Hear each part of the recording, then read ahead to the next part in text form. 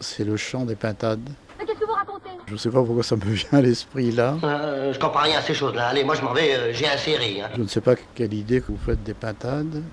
Bon, ce sont des volatiles qui sont considérés comme un peu stupides. Mais ça, c'est une représentation qui n'est pas du tout fondée, parce qu'elle vous alarme sur tout ce qui se fait autour. On avait une basse-cour, les animaux étaient quand même plutôt en liberté, enfin les volatiles, coqs, poules, volailles, etc. Pintades, oies. Il y avait des champs autour de la maison, champs de canne, et les pintades allaient pondre dans les champs voisins. Il fallait récupérer, trouver les nids, là où elle avait pondu, récupérer les œufs pour qu'il n'y ait pas trop de pertes, etc. Et donc le mâle montait la garde.